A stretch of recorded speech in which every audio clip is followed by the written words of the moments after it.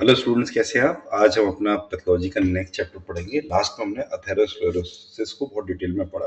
उसी के बाद कुछ कॉम्प्लिकेशंस और अदर कंडीशंस होती हैं, उसको हम देखेंगे। इसी में एक कंडीशन आती है इस्चेमिक हार्ट डिजीज, IHD, और ये रिलेटेड है एंजाइना और मायोकार्डियल इन्फेक्शन से। सबसे पहले इसकी डेफिनेशन देखते हैं। Ischaemic heart disease is the group of conditions caused by imbalance between coronary blood supply and myocardial demand. यानी कि हार्ट की नली ब्लॉक होने से सप्लाई तो कम हो गई, लेकिन ब्लड की जो एक्चुअल डिमांड है वो ज़्यादा है। और इसका जो मेन कॉज होता है वो होता है एथेरोस्क्लेरोसिस ऑफ कोरोनरी आर्टरीज। केवल आर्टरी नहीं लिख के आना, कोरोनरी आर्टरी लिख के आना है।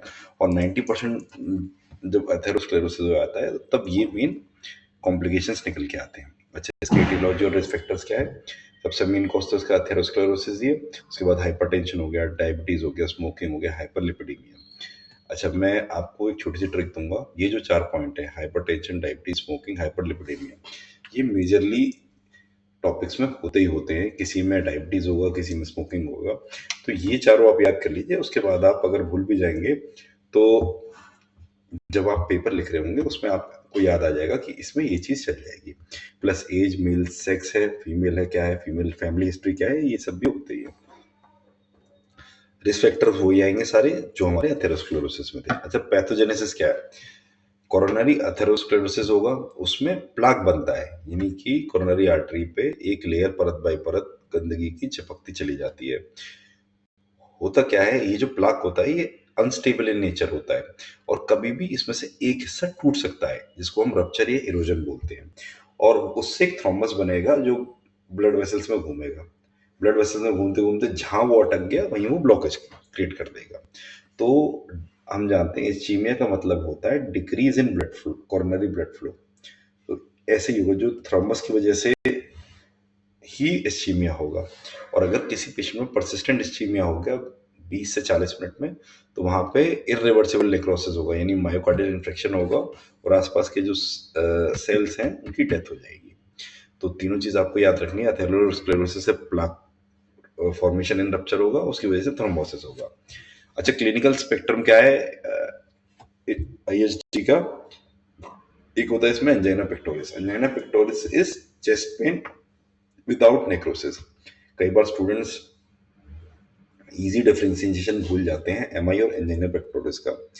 अच्छा, एंजाइना पेक्टोरिस में भी 3 तरीके के होते हैं। स्टेबल एंजाइना, स्टेबल एंजाइना में क्या है कि वैसे तो चेस्ट में कोई पेन नहीं हो रहा है या हार्ट रीजन में कोई पेन महसूस नहीं हो रहा, लेकिन जब भी पेशेंट अपनी बॉडी पे एक्सर्शन डालेगा, ज्यादा चलेगा, सीढ़ी चढ़ेगा, भागेगा, कुछ वैसे काम करेगा, तो तब उसको महसूस होता है दर्द। और जब वो रेस्ट ले लेगा प्रॉपर तो उसको कोई दिक्कत नहीं होगी।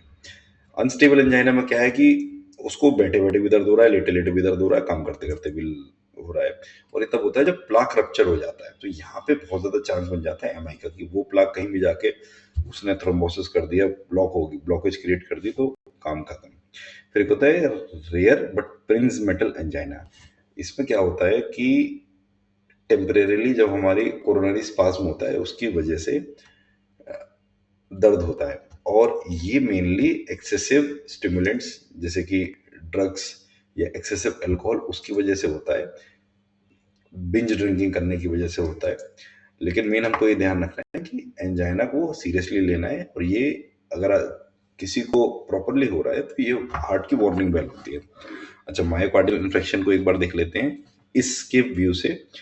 इसमें क्या है डेफिनेशन MI की?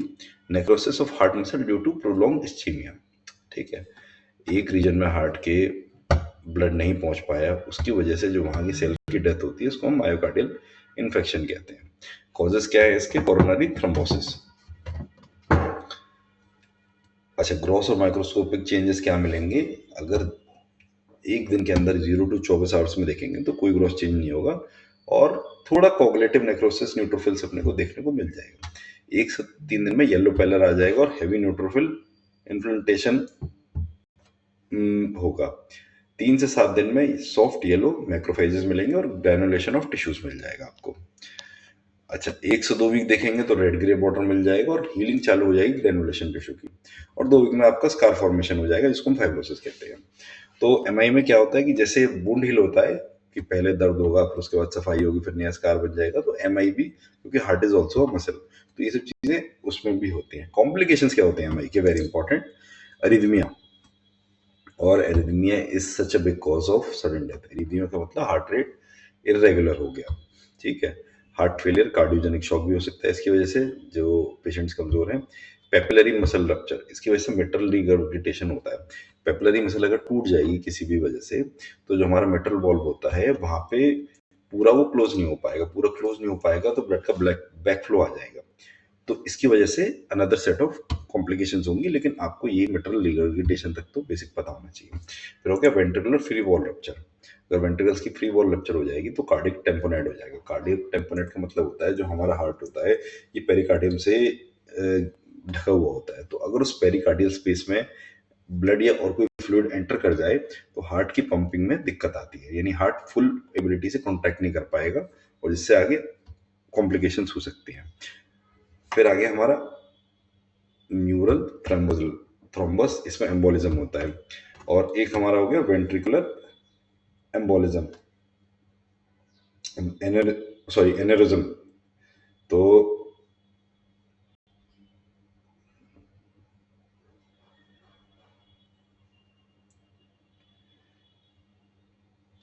म्यूरल थ्रोम्बस में क्या होता है, सॉरी थोड़ा मैं फेज आउट हो गया था। म्यूरल कैविटी में एक थ्रोम्बस फॉर्म हो जाता है और उसकी वजह से वो एक बबल बन के पूरी ब्लड वेसल्स में घूमता रहता है। तो ये पोस्ट एमआई ही मिलता है, ठीक है। और वेंट्रिकुलर एनेरिज्म, जो हमारा वेंट्रिकल्स होता है वहां पे बलूनिंग हो जाती है। पहले तो वो फूल जाएगा और फूल के बाद में वो वीक हो जाएगा। तो ये भी एमआई का ही कॉम्प्लिकेशन है।